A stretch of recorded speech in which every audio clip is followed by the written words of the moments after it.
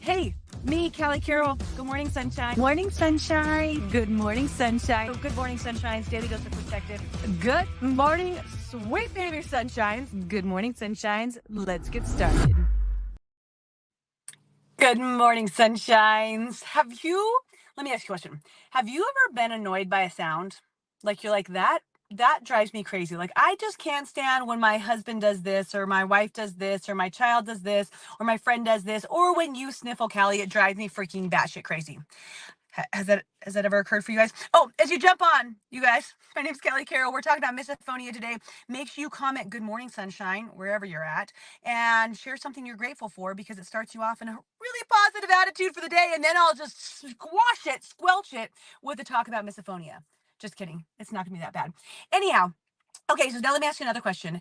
Have you ever listened to a sound, heard a sound that made you feel physical pain? Literally made you like have a reaction where you felt like someone was slapping you in the face, or taking a stick and ramming it into your ribs, or grabbing a rubber band and pulling it back on your neck and just letting it go and zapping you. Has that occurred for you? If the first has occurred for you, it's a normal response. There are a lot of different responses to sounds depending on our person, right? But that's a normal response to a highly alert sound. For a lot of us, that could be like a screeching sound of a woman, or like a shrill, like that thriller, like scream. It could be a very loud crying baby. It could be nails on a chalkboard. It could be rubbing a balloon, like something that's like this, that loud, obnoxious, like, ugh, you're normal. High five, you're normal. Okay. Now on the other side of it, misophonia, which means a hate of sounds. It's not really a hate of sound. It's like this combination of a hate and a sensitization to them, where your brain actually chemically changes of how you react to the trigger of a certain sound. Usually, if you have misophonia, it's a reaction to a small sound, a soft sound, a light sound, something like chewing or breathing or sipping, something that's a regular occurrence in your family dynamic or the people that you're around, where for other people they don't even hear it, but for a individual with misophonia, they actually have this guttural reaction. And when that occurs for them, they feel physical pain first. Secondly, there's like this internal desire, this reaction. Like, have you ever had a reaction to someone or something that you're not very proud of? Like, your kid bit you and you're just like, "Wah!" Like, right? Like, where you're just like, you have this reaction where like that's probably not appropriate. Or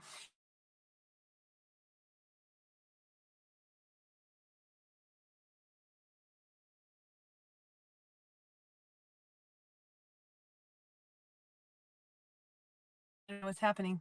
Okay, hopefully that wasn't for long. Where they will like want to either yell profanities at you, the worst things they can possibly say, or like there's a desire to maybe punch you in the face. But they're not going to do it. They're not going to react. Most people don't. I mean, some people have with misophonia before in the past, but like they're not going to react on it. But like that's what their guttural instinct is. So, so this is why I know all about misophonia, you guys. And I just think this is a fun story. My daughter will appreciate this. During COVID, there were a lot of transitions for everybody, right? And I feel like there were some heightened changes within our family, because we were going from like high level athletes and practicing all the time to no practice. And now you have all this excess energy, and your friendship groups are changing, and you can't leave the house, and you're stuck at home with your freaking parents and your grandparents. And it's just like everything is turned upside down in your world, and you're already in this like kind of like depressed, highly alerted state.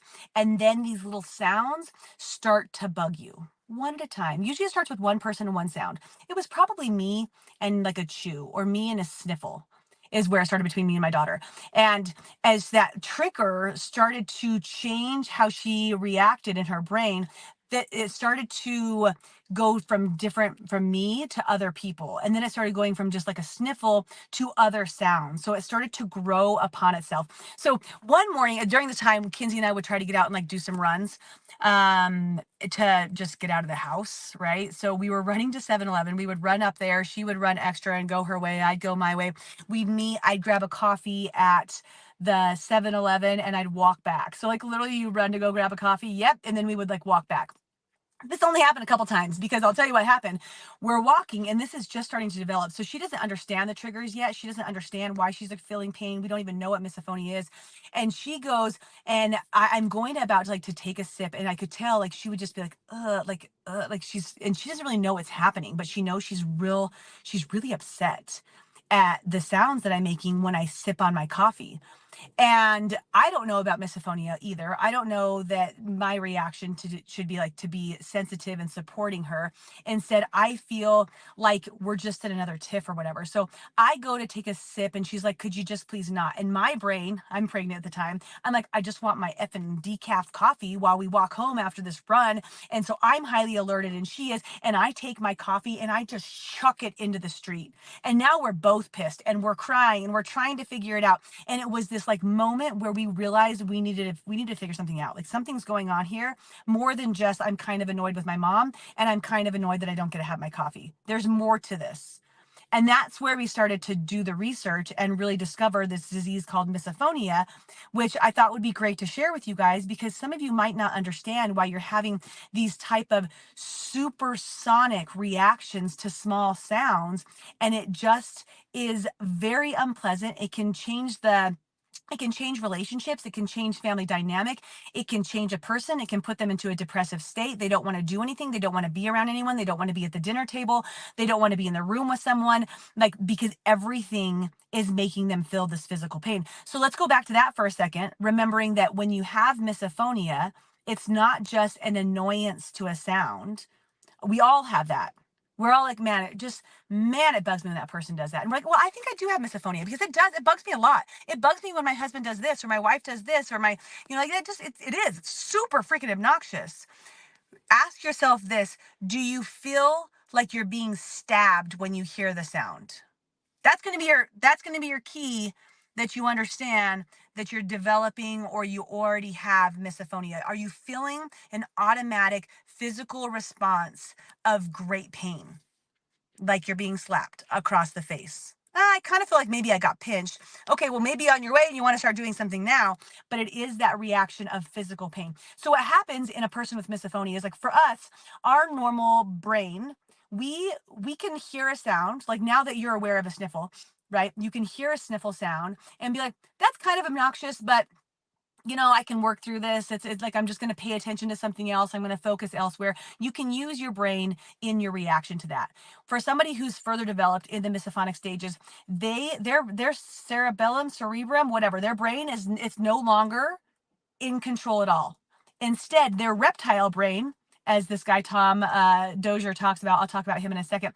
Your reptile brain, your ANS, your automatic system, automatic whatever, your ANS is reacting to that. He calls that your lizard brain, in response with your emotional brain. So like your emotional responders and your ANS are triggering together. And the second you hear that sound, it's firing and you're feeling the physical pain. So your brain is bypassed, and all you do is hear sniffle, feel like I'm being slapped. Hear sniffle, feel like I'm being snapped with a rubber band. Hear sniffle, feel like somebody's punching me in the ribs with a stick. That's the sort of response, and it's involuntary. People don't do this to get attention. They're not doing it because they're trying to control a situation. They're not doing it to piss you off by any means. They cannot control it until they learn how to control it. They have to have support and help. Most people need to go through some sort of therapy, guiding, coaching in order to get through this, or it just gets worse throughout their lives. It could stay the same for a long time, then all of a sudden get worse. And it can go, like I said, from one sound to multiple sounds, from one person to multiple people.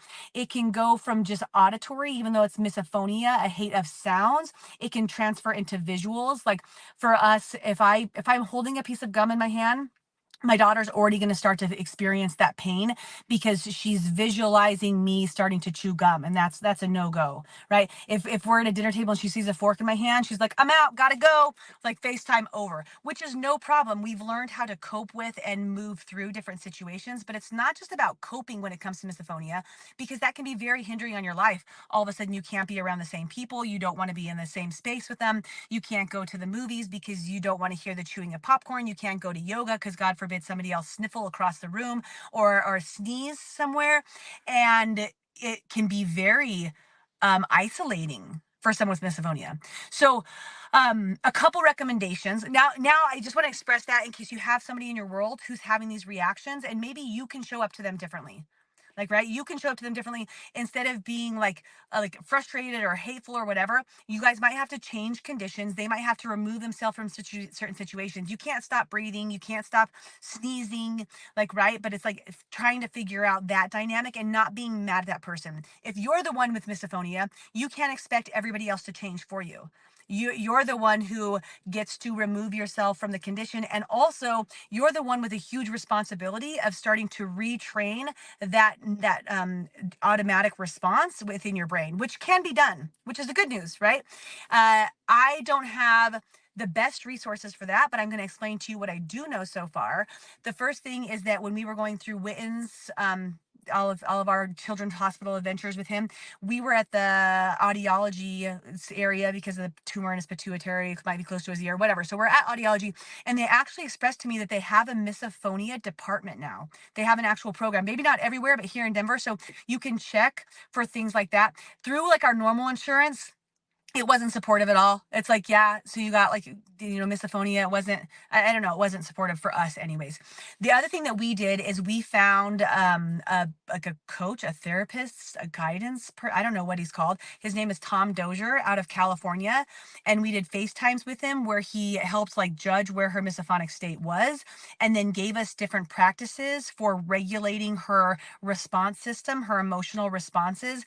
And we would do things like we would actually expose the trigger and try to create a joyful situation at the same time to try to rewire and retrain that lizard brain so that a sniffle maybe while I'm giving her a massage isn't like, if she experiences the trigger in her shoulders, is actually relaxing her and she could work her way through different sounds.